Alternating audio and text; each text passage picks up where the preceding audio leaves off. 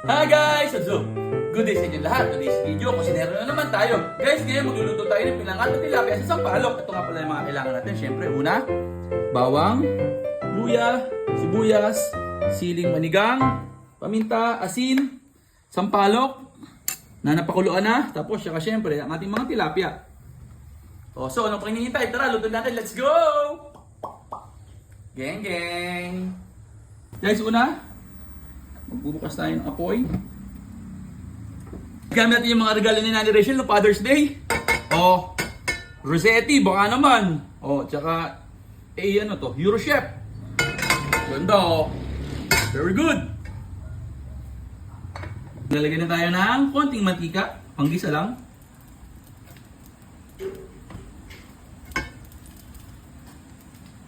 Yan.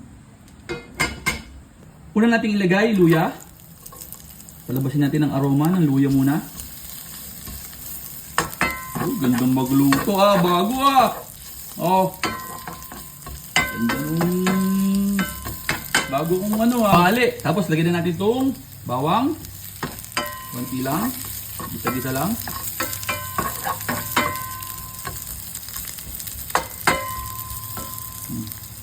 Natin yung sibuyas.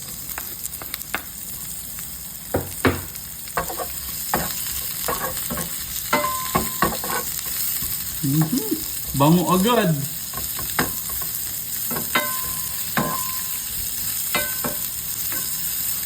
Labas ng aroma ng ating bawang, sibuyas at luya. Ikalat natin para even ang lasa. Yun, even. English yun ha. Latagyan natin yung ating mga tilapia.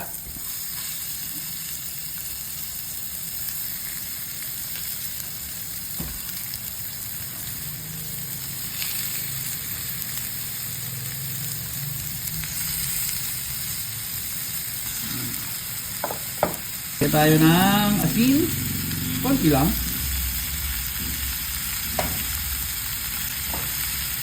Lagyan na rin tayo ng paminta.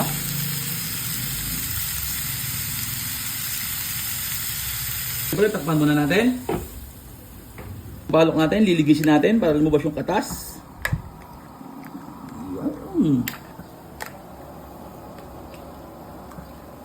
Yan yung ating niluluto.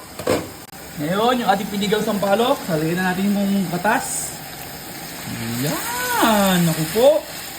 Kakainam. Oh. Piga-pigain. Init.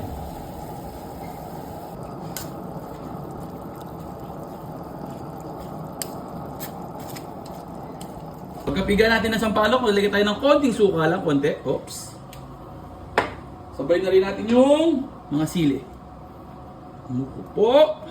After nyan, siyempre takpan ulit para kumulo ng maayos.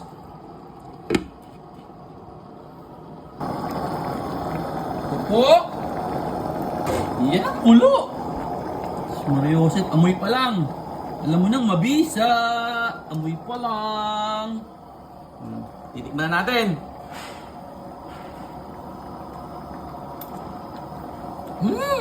Sarap!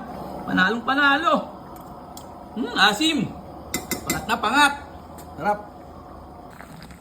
Guys, malalaman yung luto ng ating pangat pag lumabas na yung mato ng ating mga isda. Oh, ayan, ganyan, yung lumuwa na. Yan ang sinyales na luto na. Ayos, luto na to. Okay na. So, pati natin yung apoy.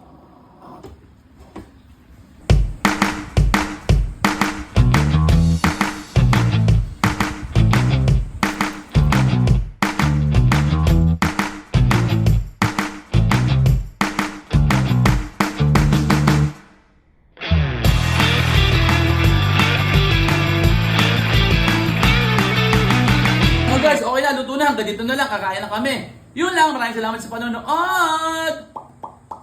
Geng, geng. Tilapia.